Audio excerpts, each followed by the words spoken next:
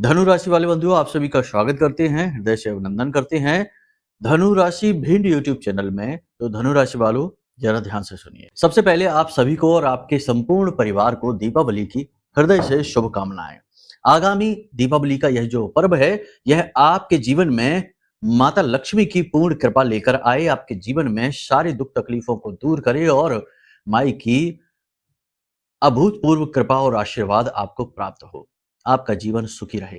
इसी कामना के साथ आज के इस कार्यक्रम को प्रारंभ करते हैं। तो बंधु, आपको बता दें कि दीपावली के दिन और उसके आने वाले 3 से 5 दिनों तक अपने मुंह को आपको बंद रखना होगा, भावनाओं पर आपको नियंत्रण रखना होगा, जरूरत से ज्यादा बोलना और कुछ ऐसी चीजें जिन्हें गुप्त रखने की आवश्यकता है। कौन सी है वो चीजें आपके जीवन में घटित होने वाली हैं, ठीक है? तो वो चीजें कौन सी हैं जिन्हें आपको गुप्त रखना है, भूल कर भी इनके विषय में किसी से चर्चा नहीं करना है। इन चीजों को गुप्त रखने का आपको बहुत ज्यादा लाभ मिलेगा, लेकिन जैसे ही आपने इन चीजों को उजागर कर दिया, आपके जीवन से संपूर्ण लाभ इन चीजों का मिट जाएगा और नेगेटिविटी यानी कि नकारात्मकता आपके ऊपर हावी हो जाएगी। कई बार आपने अपने जीवन में यही चीज महसूस भी की है बंधु। कई बार ऐसा हुआ है कि आपने कोई काम किया, उसमें आपको थोड़ी बहुत सफलता भी मिलनी प्रारंभ हो गई और आप जोश में भर गए और आपने भावनाओं में बहकर उसके विषय में लोगों से बात करना शुरू कर दिया। भले ही 1-2 लोगों से या 2-4 लोगों से ही उसके बारे में बताया होगा और फिर आपने यह चीज भी नोटिस की होगी कि वह काम आपका बनने के बजाय फिर बिगड़ना शुरू हो गया।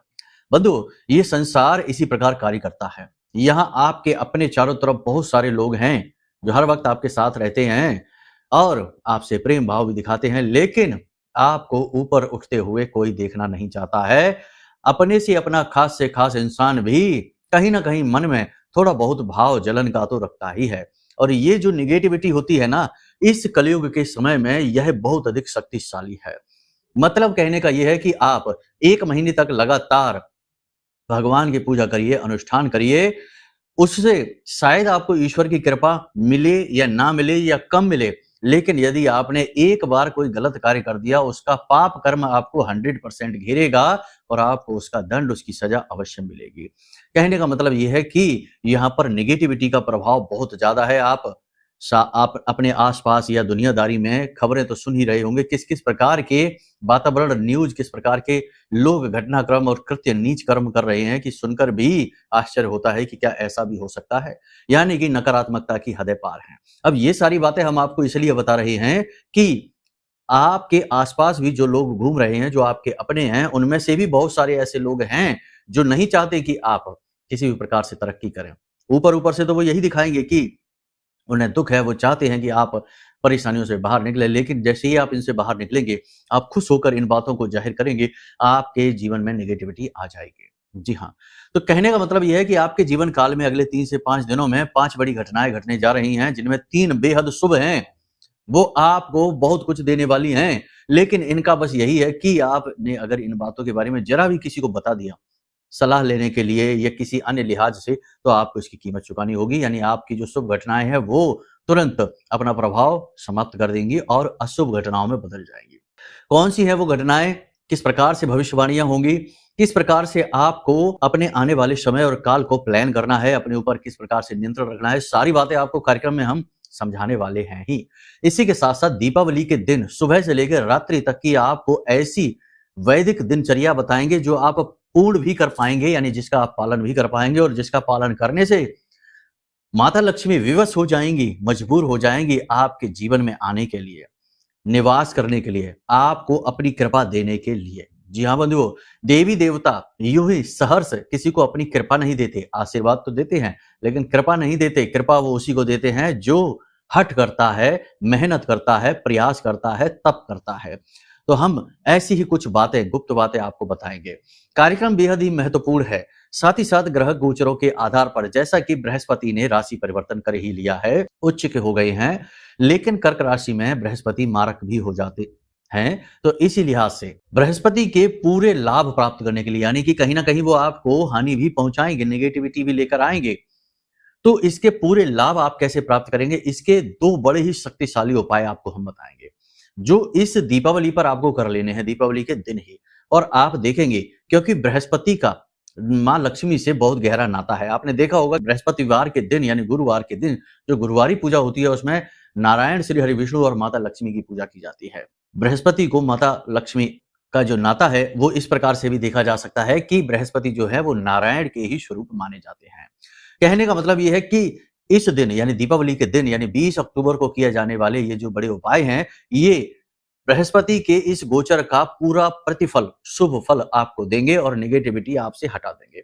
इन उपायों को जानना बेहद अनिवार्य है। जी हाँ बंधु, एक बात तो निश्चित है कि अब जो हम आपको आगे कार्यक्रम में बताने जा रहे हैं, इन बातों को कोई भी आपको पूरे यूट्यूब पर देख लेना बताएगा नहीं, क्योंकि इन बातों को बताने के लिए खुद अनुभव होना आवश्यक है। केवल पढ़ लेने से, ग्रहों को पढ़ लेने से और उनके अनुसार भविष्यवाणियां कर देने से जीवन सफल नहीं हो जाता। जीवन में आध्यात्मिकता भी होनी चाहिए, साधनाओं के अनुभव भी होने चाहिए, दैवीय कृपा भी होनी चाहिए और ये सारी चीजें महामाई ने अपने आशीर्वाद से हमको दे रखी हैं। तो इस वजह से हम आपसे कह रहे हैं कि जो बातें हम आपको अब आगे बताने वाले हैं, ये बातें जीवन का सार हैं और 100% आपके जीवन में फलित होने वाली हैं। ठीक है, कार्यक्रम को पूरे ध्यान के साथ देखना है। चलिए महामाई को आभार व्यक्त करते हुए कार्यक्रम को प्रारंभ करते हैं। कमेंट बॉक्स में पूरे भक्ति भाव के साथ लिख डालिए, जय मां भद्रकाली कृपा करो। साथ ही साथ ये भी लिख देना कि मैं भी माई के परिवार का हिस्सा हूं। यानी याद रखना बंधु, चाहे माँ बगला हो, चाहे माँ धूमावती हो, चाहे माँ काली हो, चाहे माँ भद्रकाली हो, चाहे माँ लक्ष्मी हो, चाहे माँ सरस्वती हो, माँ होती हैं। इनके रूप रंग अलग अलग हो सकते हैं, परंतु इनकी जो मूल है, सार है, जो तत्व है वह एक ही है। यानी कि ये एक ही माँ है जो अलग अलग रूपों में प्रकट होती हैं, अलग अलग रूपों में लोग इन्हें पूजते हैं। इसलिए आप ये भ्रमित ना हो जाना कि हम माँ बगलामुखी कह रहे हैं और माँ लक्ष्मी का यह त्योहार है, क्योंकि यह मूर्खता बहुत सारे लोग इस संसार में कर रहे हैं। ठीक है, तो इन चक्कर में आपको नहीं पड़ना है। चलिए बंधुओं, अब अपने मूल विषय को शुरू करते हैं। बात करते हैं पहले 5 बड़ी भविष्यवाणियों की। जय माई की। बंधुओं, ज्योतिष और तंत्र विद्या के क्षेत्र में आचार्य अमित एक जाना माना नाम है। पूज्य गुरुदेव के साधनाओं और ज्योतिष विद्या के अनुभव बेहद दिव्य है। जी हाँ, पूज्य गुरुदेव ने जिसकी भी कुंडली का विश्लेषण किया और कुंडली के अनुसार उसे सटीक उपाय व महामाई माँ बगलामुखी की विशेष कृपा दी, उसके जीवन में सकारात्मक बदलाव तो आए ही है। फिर चाहे समस्या कितनी ही कठिन क्यों ना हो, समाधान तो अवश्य हुआ है। अब ऐसे में यदि आप भी अपने जीवन की किसी बड़ी समस्या से जूझ रहे हैं, जैसे कि कर्जा बढ़ता ही जा रहा है, काम धंधा और व्यापार सब रुक चुका है, रिश्ते नातों में तनाव हद से ज्यादा बढ़ गया है, पूरा जीवन ही नकारात्मकताओं से भर गया है, तो ऐसे में यही सही समय है जब आप श्रेष्ठ गुरु से मार्गदर्शन प्राप्त करें और जीवन के अंधकार को समाप्त कर दिव्य प्रकाश की ओर कदम बढ़ाएं। वीडियो में दिए गए नंबरों पर तुरंत संपर्क करिए और अपनी कुंडली का विश्लेषण व समाधान पूज्य गुरुदेव के द्वारा करवा लीजिए। देर ना करें, आपके देवी देवताओं के आशीर्वाद से ये मौका खुद चलकर आपके पास आया है, इसे गंवाना नहीं है। अभी फोन करें और गुरुदेव से मार्गदर्शन प्राप्त करें। महामाई आपका कल्याण करें। धन्यवाद।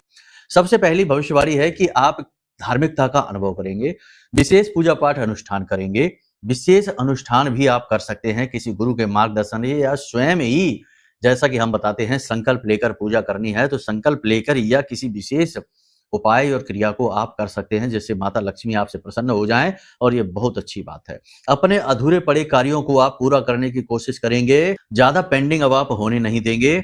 कर्जा को कैसे चुकाना है इसके लिए आप प्लानिंग करेंगे, पैसे के मनी के मैनेजमेंट पर ध्यान देंगे। पैसा आपके हाथों से फिसल जाता है, फिजूल खर्ची हो जाती है और इस समय भी आपके हाथों से पैसा फिसल रहा है, त्योहार की वजह से भी कह सकते हैं। तो आप इस पैसे को कैसे रोकें, इस बारे में आप विचार करेंगे और इस पैसे से कैसे अपने कर्जे, अपने लोन, अपने लेन देन चुकाएं और अपनी आमदनी को कैसे बढ़ाएं। यानी आप साइड इनकम के बारे में विचार करेंगे, कुछ एक्स्ट्रा इनकम करने के लिए कुछ नए कार्य पर, किसी नई योजना पर आप विचार कर सकते हैं, कार्य कर सकते हैं। अपनी नौकरी, अपने काम को बदलने के बारे में भी आप विचार कर सकते हैं। कारोबार में अपेक्षाकृत लाभ न मिलने की वजह से थोड़ा सा मन खराब होगा।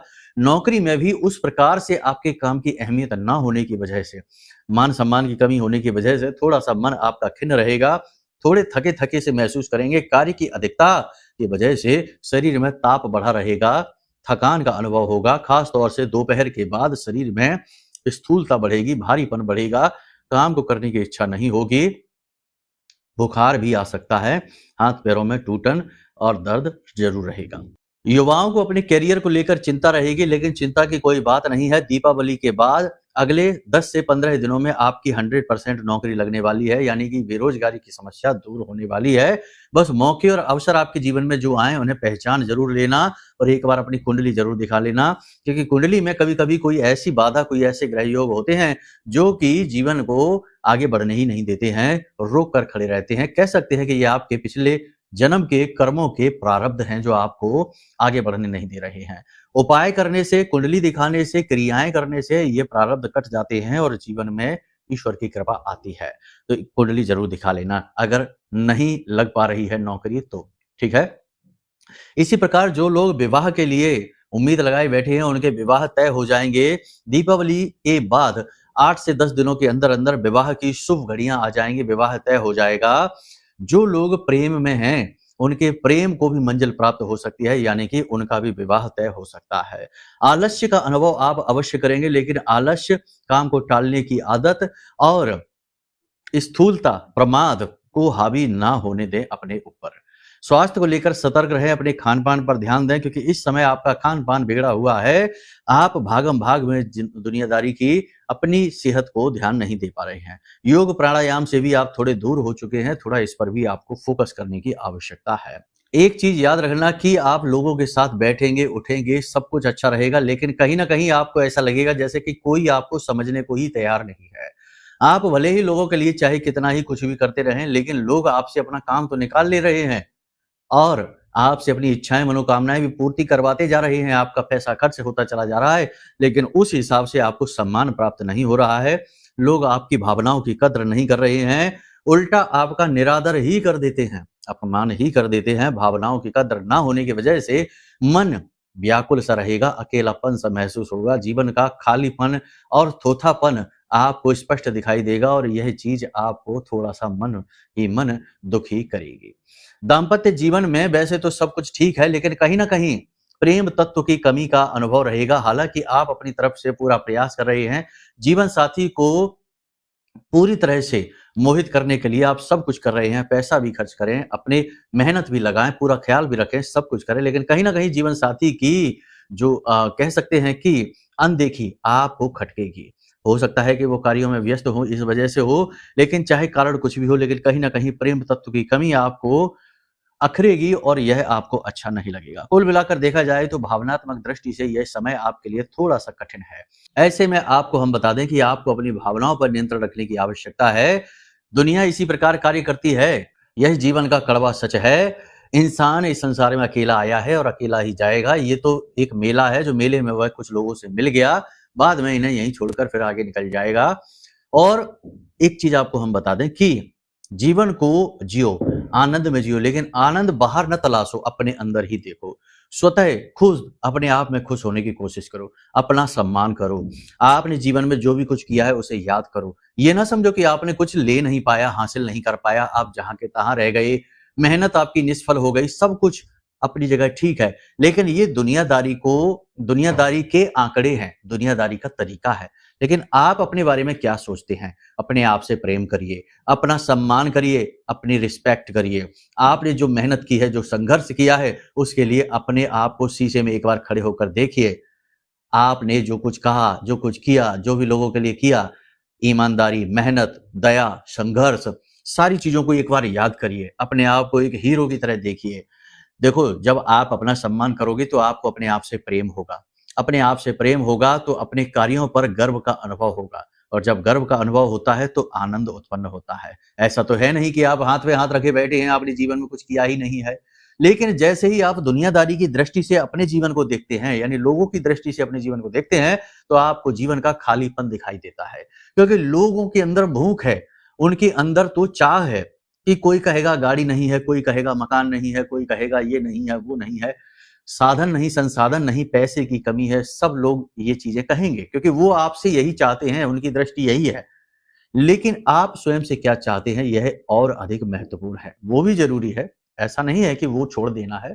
सबकी जरूरतें पूरी करो, सब कुछ करो, लेकिन आप अपने बारे में क्या चाहते हैं, खुद से क्या चाहते हैं? आप एक सीधे-साधे इंसान हैं। आप अपने बारे में जो भी कुछ सोचते हैं, वो बहुत ही शुभ होना चाहिए। कहने का मतलब ये है कि देखो, अपना सम्मान करो, अपने आनंद को अनुभव करो, अपनी कहानी में अपने आप को देखो, आपने कितना संघर्ष किया, जो भी कुछ किया है, उसके लिए अपनी पीठ ठोको, अपनी शाबाशी दो, खुद पर गर्व करो। और जब आप ऐसा करोगे तो आपको अपने आप से प्रेम होने लगेगा, और जब स्वयं से प्रेम करने लगोगे तो फिर आनंद की अनुभूति होती है।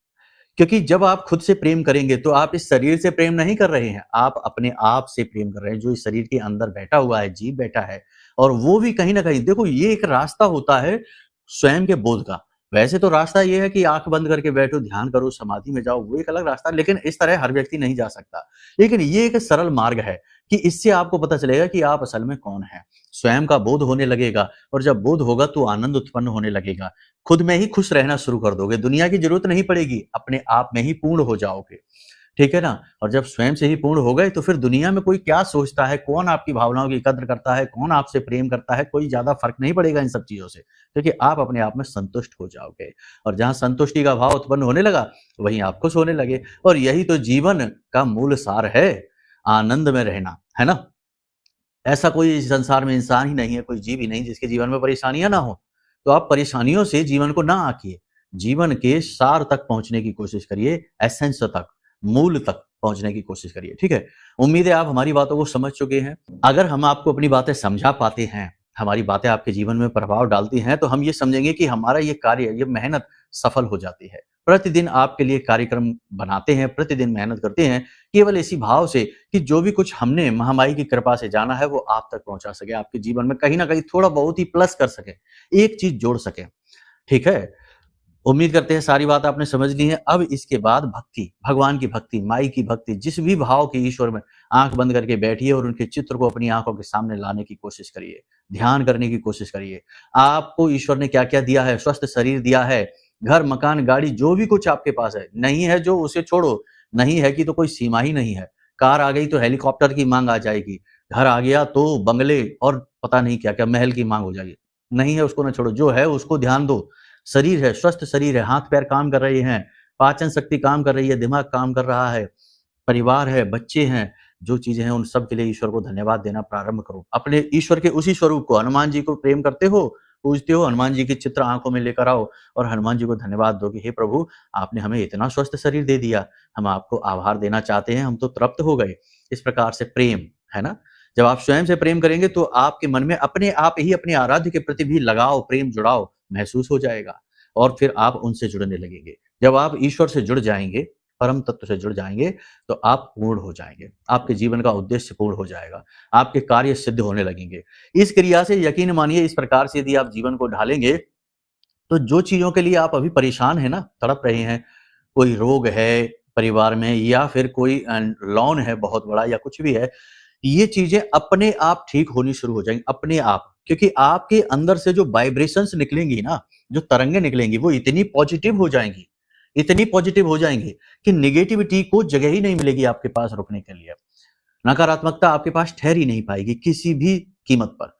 और जब नकारात्मकता भागेगी, तो फिर जो जीवन की विसंगतियाँ हैं, जो जीवन की नकारात्मकताएँ हैं, यानी कि जो भेद हैं, वो सारे दूर होने शुरू हो जाएँगे और आप पॉजिटिविटी को अट्रैक्ट करेंगे। यानी कर्जा दूर अपने आप होने लगेगा, मार्ग बनने लगेंगे।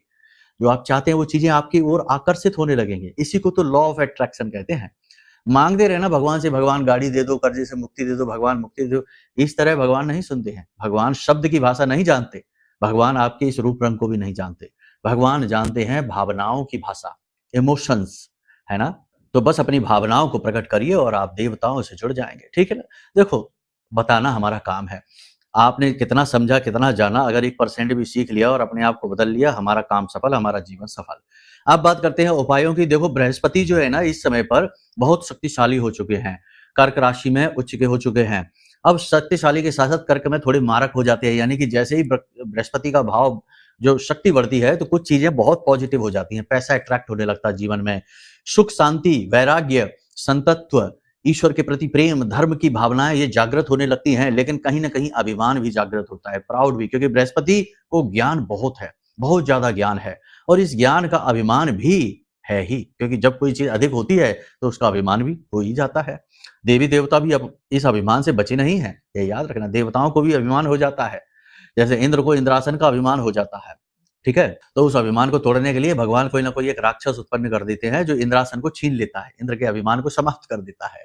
तो समझ रहे हैं आप? तो बृहस्पति को अभिमान है। अब इस अभिमान से आप क्या करें? अभिमान को दूर करने के लिए आप स्वयं भी बृहस्पति की तरह ही बन जाइए, क्योंकि अगर आप भौतिकता में डूबेंगे, यानी कि पैसा-पैसा, चीज़ें-चीज़ें, रिश्ता-रिश्ता, प्रेम-प्रेम, ऐसे चिपकेंगे चीज़ों से, तो आपको बृहस्पति नेगेटिवली इफ़ेक्ट करेगा। यानी कि प्रेम आपसे दूर भागेगा, पैसा आपसे दूर भागेगा। आपकी उम्मीदें जहाँ से होंगी आने को, वहाँ से भी पैसा अटकेगा, आपका खुद का पैसा ही अटक जाएगा। तो ये नेगेटिव हो गया। अब बृहस्पति का जो स्वरूप है, वैरागी है, सन्यासी है, कपड़े से नहीं बदलने हैं, अंदर से मन में ये भाव रखिए, मिल जाए तो ठीक, ना मिले तो और भी ठीक है, क्योंकि हम तो मुक्त थे, आए थे खाली हाथ, जाएंगे खाली हाथ।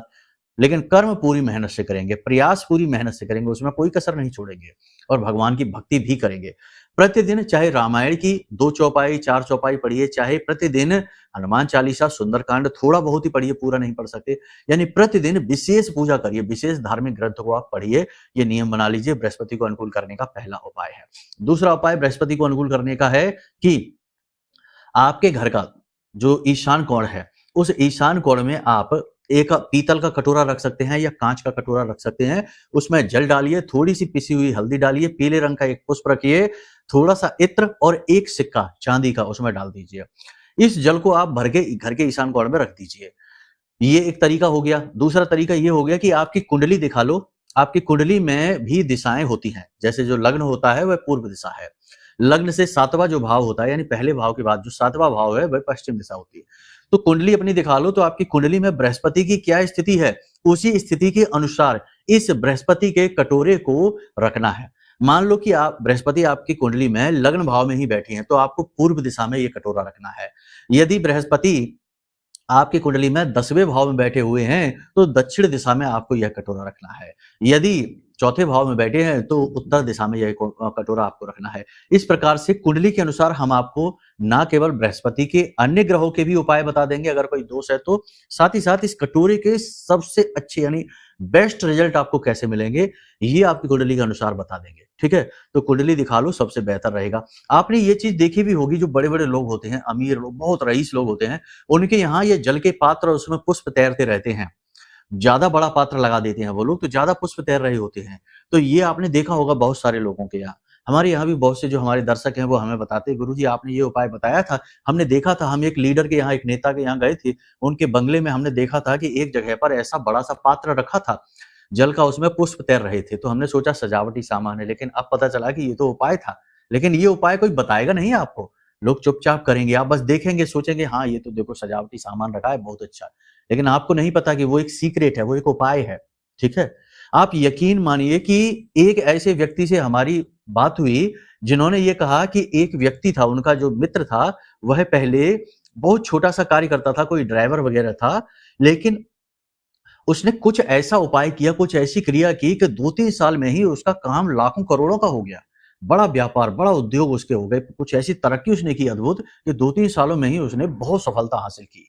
फिर बोला कि हम उसके घर गए एक बार, तो हमने ऐसे ही जल का पात्र उसके यहाँ भरा देखा।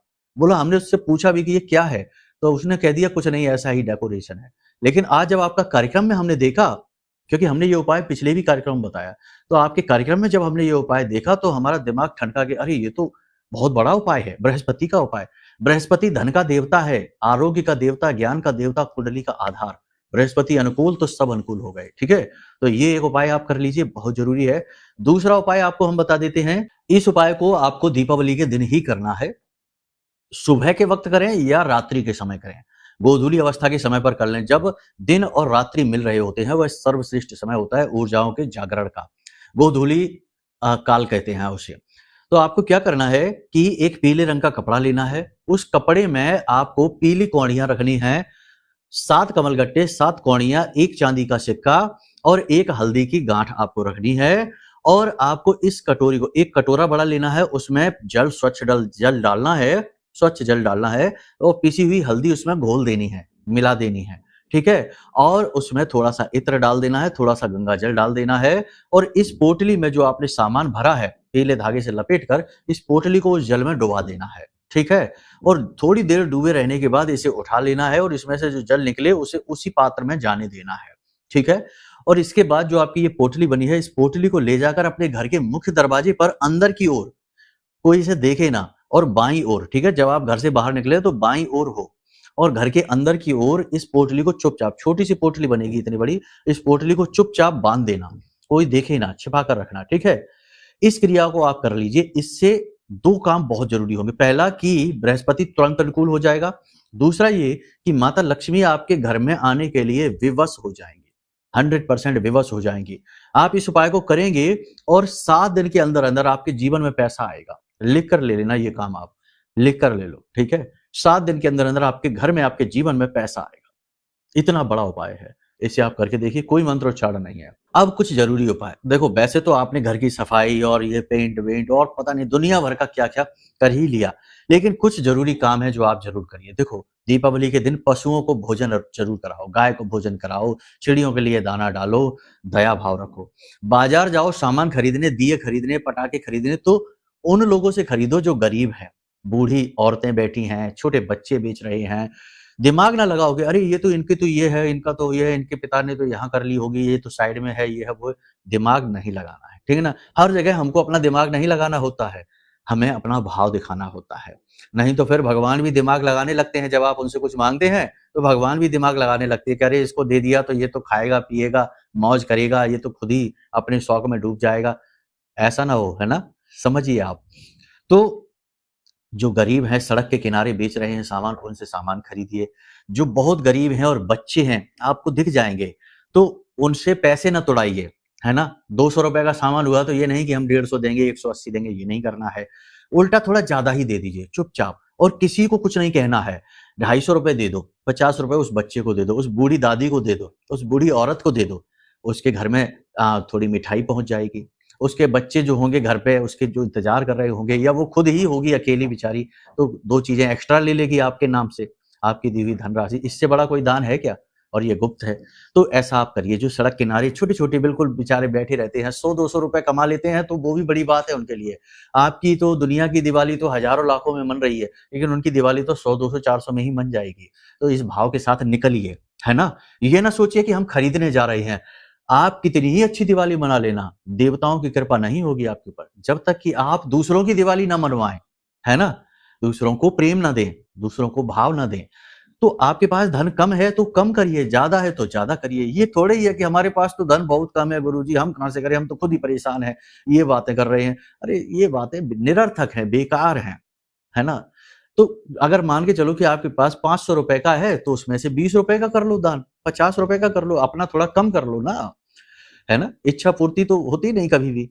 तो आप जाइए ऐसे, तो कोई बच्चा है, कोई बूढ़ी है, 200 रुपए का सामान हुआ, उनको 250 दे दो, 50 रुपए चुपचाप उनको दे दो। वो कहें ये क्या है, अरे कुछ नहीं रख लो आप, ऐसे करके, और चुपचाप हाथ जोड़ के वहां से चले आओ।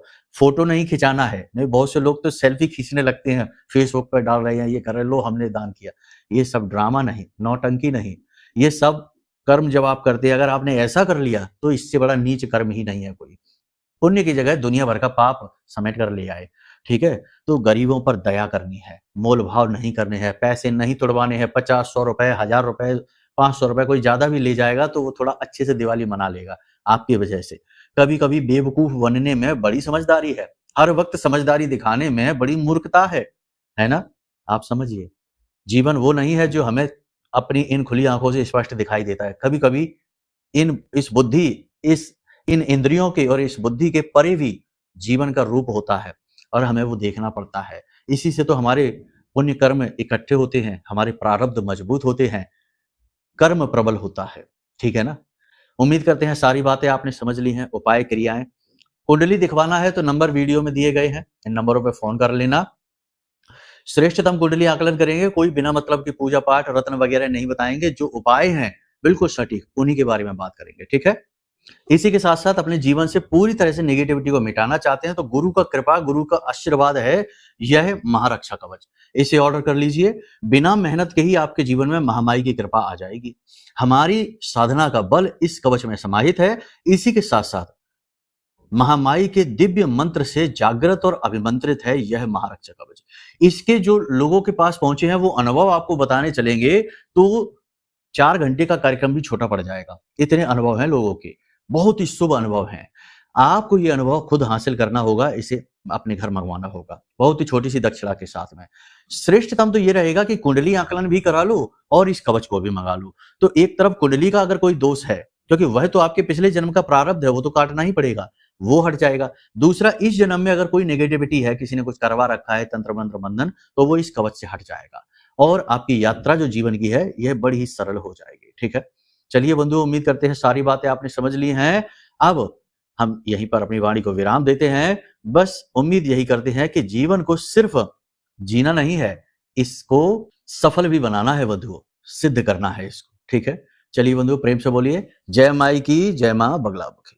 हमारे प्रिय और परम पूज्य आचार्य जी ने अपनी साधनाओं के अनुभवों पर आधारित शक्तिशाली उपाय और क्रियाओं के माध्यम से हजारों लोगों के जीवन को पूरी तरह से बदला है। आचार्य जी के द्वारा बताया गया हर एक उपाय इतना सटीक और कारगर होता है कि जो भी इसे पूरे भाव के साथ कर लेता है उसे साक्षात महामाई की कृपा और आशीर्वाद प्राप्त हो जाती है। इसलिए निसंकोच इन उपायों को पूरे भाव के साथ करिए, आपका कल्याण होगा। जय माई की।